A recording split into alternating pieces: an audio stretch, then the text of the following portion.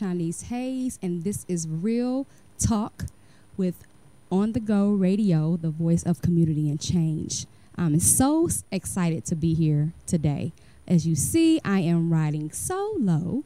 My wonderful husband is actually at home taking care of some business, and it kind of worked out in our favor because we are still going with our mission, as we talked about a month ago, in regards to our real ministry and the Real Talk Show and our mission for strengthening the man, loving the woman, and healing the family. A couple of weeks ago, my wonderful husband Derek was here, and he talked about strengthening the man. So if you missed it, make sure you please go back and review his show. It was a wonderful, wonderful show. He just basically talked about strengthening the man and just and strengthening them and leading them and guiding them in a way to be a godly man. So with that being said, it is an honor for me to be here to talk about loving the woman.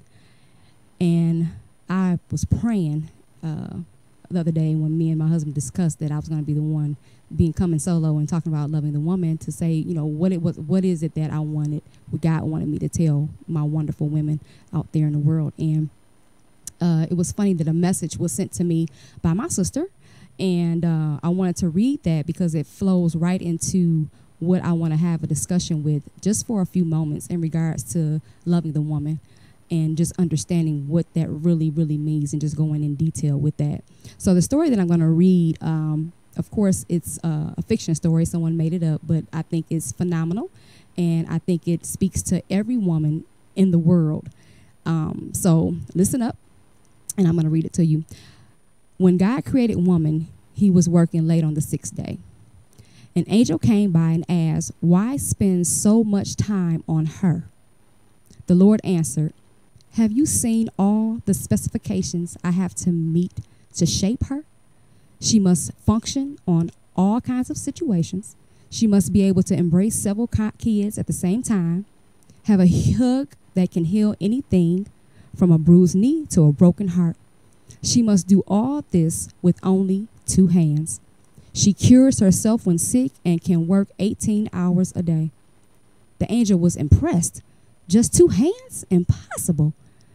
"And this is the standard model," the Lord said. The angel came closer and touched the woman. "But you have made her so soft, Lord." "She is soft," said the Lord, "but I have made her strong. You cannot imagine what she can endure and overcome." "Can she think?" the angel asked. The Lord answered, "Not only can she think, she can reason and negotiate." The angel touched her cheeks. "Lord, it seems this creation is leaking. You have put too many burdens on her." "She is not leaking. It's a tear." The Lord corrected the angel. "What's it for?" asked the angel. The Lord said, "Tears are her way of expressing her grief, her doubts, her love, her loneliness, her suffering, and her pride." This made a big impression on the angel. "Lord, you are a genius. You thought of everything. A woman is indeed marvelous." Lord said, "Indeed she is. She has strength that amazes a man. She can handle trouble and carry heavy burdens. She holds happiness, love, and opinions. She smiles when she feels like screaming. She sings when she feels like crying, cries when happy, and laughs when afraid. She fights for what she believes in. Her love is unconditional. Her heart is broken when a next of kin or a friend dies, but she finds strength to get on with life." The angel asked, "So she is a perfect being?" The Lord replied, "No. She has just one drawback. She often forgets what she is worth." I thought that was phenomenal when I read it. And I've read it probably about 5 or 6 times, because as women, we are phenomenal creatures. We love, we endure, we put stuff on our shoulders, and we keep it moving. However, we forget about our worth. We forget about how invaluable we are. So the question that comes to me is, loving the woman, how do we love the woman? And please forgive me, I have my notes here. When I was praying and God downloaded some stuff onto me, I did not want to miss anything that I was supposed to give. So you might see me glance over, because I want to make sure that I'm clear and precise of what God gave to me so I can be obedient to what he wants me to say. So when I look up the word love, and I love, y'all. I love hearts. I love bling. Anybody who knows me knows I love anything that deals with love. But I looked up the word in the Webster Dictionary, and the meaning of love is an intense feeling of deep affection, a romantic or sexual attachment to someone, a great interest, pleasure in someone or something. So you figure that's easy enough to love. It's a feeling. It's an emotion. But when it comes to loving the woman, I think we have to probably make a few extra steps, because women, unfortunately, are difficult to love sometimes. I know I am. I can only speak for myself. But to understand what love is and knowing the self-worth, now, how does one love that person? I think it's clear. It's unconditional. You love her for her flaws. You love her for her imperfections. You love her for what she can and what she cannot do. I think sometimes we look at love and we mix it up with lust. We look at women and we look at them because they got beautiful faces, faces and things that does fade. We as women, we try to keep it up, and I know I put mask on and, self scrubs, and I do all this stuff to keep my face as young and youthful as I can, but I know it's going to come a time where it's going to fade, So how do you love a woman beyond her beauty? How do you love a woman beyond her desires to do things that she's been called to do? How do you love a woman beyond what she can bring to the table? Because sometimes things change, and what she was bringing to the table, she might not be able to bring it down the line. So how do you love the woman? You love her unconditionally. You love her with everything that you have. I look at my daughter and I'm like, I love her. She can do no wrong in my eyes that would stop me from loving her any more than I love her now. And that goes from all my kids, but especially my girls, because they're so precious. They're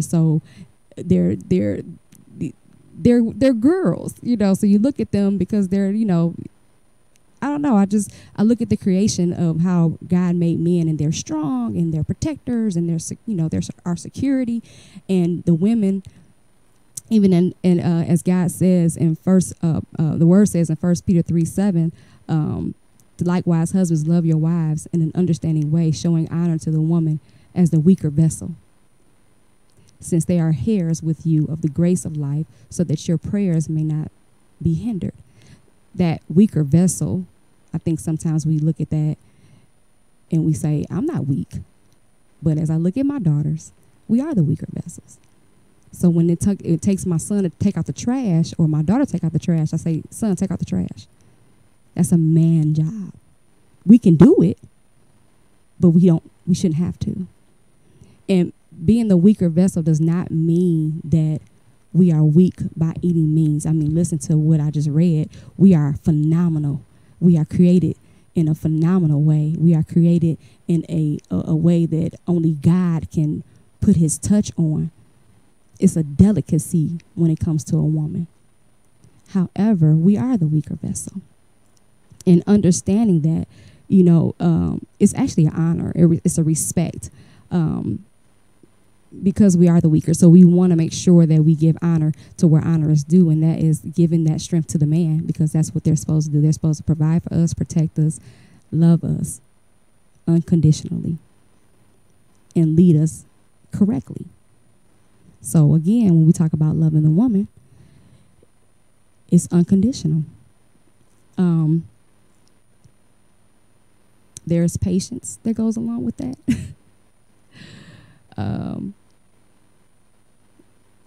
You have to love her with all her flaws.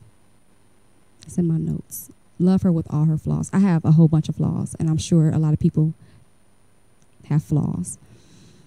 And I don't even like my flaws sometimes. I get sick in my own self. So when you have to love the woman, you have to love her flaws. You have to love her for the things she says, the things she shouldn't say, the things she does, the things she doesn't do. We're flawed. We're not perfect beings. guiding her, loving her enough to guide her in every direction that she needs to go into.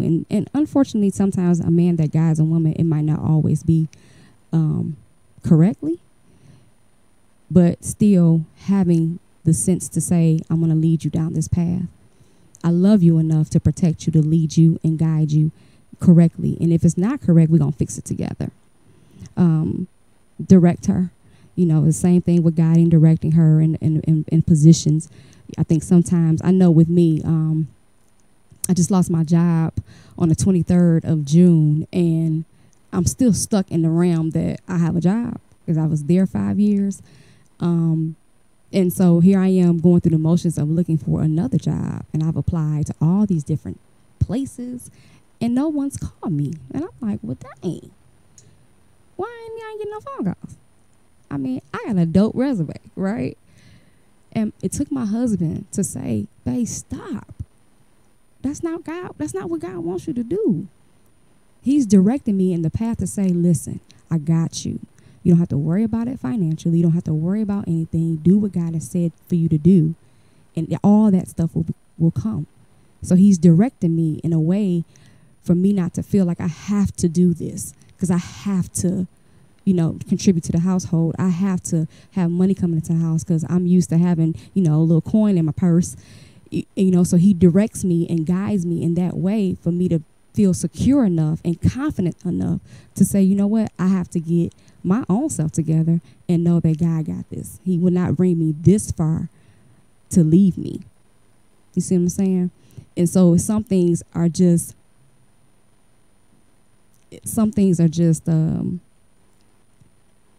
women have to let things go as well. And I think in this situation right now that I'm in, it's a mental for me because I've been working for a very long time. And normally when I have a job that's ending, God puts me in another position. I mean, instantly. And I have stories time and time again that's happened. So now with this not happening, I do feel kind of lost in a sense. I feel kind of helpless. I feel like I'm supposed to be contributing to the household. I feel like I'm supposed to be able to have extra coin coming into my pocket. And when I now knowing those things are not going to per se happen the way they have been happening every 2 weeks for the last 5 years or longer, I'm in this space. And and the one thing I haven't done, and this is real talk, and I'm being very honest. The one thing I haven't done is had a conversation with God. Now, I've had my devotionals. I've read my plans on, Bible U version. But I haven't had a heart-to-heart to say, God, what do you want me to do? And I know what he wants me to do. But my husband is continuing to direct me in that position. That's loving the woman. Another way of loving the woman is protecting her crown. I heard this from a song, and don't bash me, but it was a Beyonce song. Her and Mary J. Blige, everybody know I love Mary J. Blige, and they have a song called Loving the Woman. And there's a line in there that says, you need to protect my crown. And when I heard that line, I'm like, oh my gosh, that is phenomenal. Because we are a jewel in God's crown. And we wear a crown because we are kings and queens. We are royalty. And when I heard that line in the song, I'm like, it blew me away. I ain't gonna even lie. I was just like, that's right. He needs to protect my crown. He needs to love me enough to make sure he doesn't bash me out in public. He doesn't talk down to me. He leads me in the right way. He directs me. He's protecting the value of myself because I'm invaluable. There's nobody like me. There's no other imprint like Chinese, nor is there another imprint like you. It's only one of us. God designed it that way. So I'm worthy enough to be protected. So it goes deeper than just emotions. It goes deeper than feelings. So if nothing else, remember, loving the woman means to protect her crown. Like I think I need to get a shirt made. Anybody who makes shirts, let me know. I think I need to get a shirt made. I love that. Another factor that was downloaded in me was secure her. Make sure she's secure. Just like me telling you about my husband saying, "Baby, I didn't have to worry about working." That's security for me. It might not be exactly what I want because I'm used to having, money coming in, and I have my own, and I get to do what I want to do. So that's gonna be a little bit difficult because I might have to be like, "Daddy, I need money," But I'm secure in knowing that I still have a house to go to. I still have a car that I'm driving. I still have food that I can put in my refrigerator. I still have clothes that I can put on my back. I'm secure in knowing that my husband has me to where our lights won't get cut off, our gas won't get cut off. And in almost the 16 years that we've been married, 17 together, it's never happened. I'm secure in that. And I know that. That's loving me. The security, knowing that the bills are being paid. I ain't gonna lie, y'all. I don't see a bill. And not that my husband don't want me to see it. He takes care of it. And I feel like, I don't know, maybe I'm spoiled. But he takes care of the bills. Now, if I had to, I could. I was a business manager for 5 years. I handled budgets, of thousands of dollars. I'm sure I could handle our finances. But I like that he pays our bills. I hear some couples say the woman pays the bills, and that's fine. I like him paying the bills. If he needs me to do something, then I will do it. But he's asked me a few times, like, "Why don't you take over?" And I'm like, "I'll take over," But it's never been a shove and a push to say, "Here, take over." So I won't. I don't have it. I can, but I haven't. I just know that he's gonna take care of it. That's just his nature. He's gonna take care of it. Another factor is to continue to want to learn her. I think sometimes we feel like we know somebody, and in reality, we'll never know everything about somebody.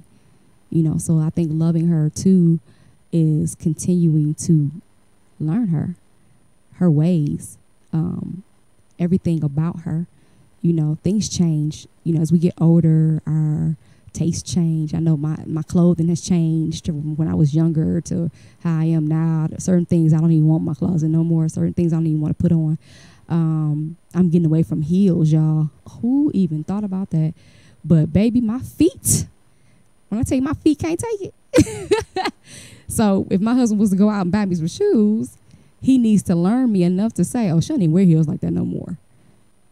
Learning me is loving me along the way. Even when it's that time, everybody got that time of the month. If you're a female, if you don't, bless you. I can't wait to get there. But even around those moments, I have some dudes like, "Yeah, I already know my wife. I already know her whole mood change." Because you're paying attention. You're learning her. You're loving her. It's not always about buying something or going somewhere. It's having that moment of just looking at her, realizing who she is and who she's becoming.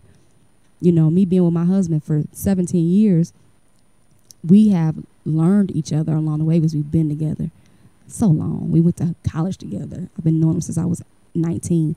So, of course, things have changed. Hair has changed. Body shapes have changed. I'm in the gym now trying to get my body back to what it was when I was in my 20s. And Jesus, is hard. But loving her for the roundness or the skinniness or whatever it is, learning her for everything, her likes, her dislikes, even if they do change. And let me tell you something, gentlemen, if there are gentlemen that are listening to me, I'm sorry. I will apologize to you right now. We change a lot. Our tastes change drastically all the time. But it's okay, because as brilliant as you are, God made you guys so brilliant, you can keep up. Okay? And I just want to say that as I end, as we are learning how to love the woman needs to know how to love herself. And I think that's a bigger issue, because if the woman does not love herself, she cannot allow and it won't allow anybody else to love her. You have to love who you are, how you are, and what you are.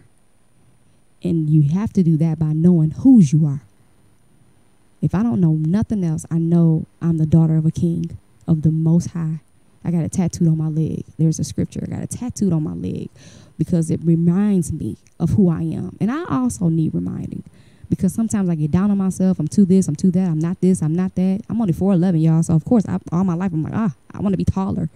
You know, I want long hair. I want short hair. I want blonde hair. I want red hair. Because we do these things because we watch TV. We see things on the news. We see things in the media, and we want to be that.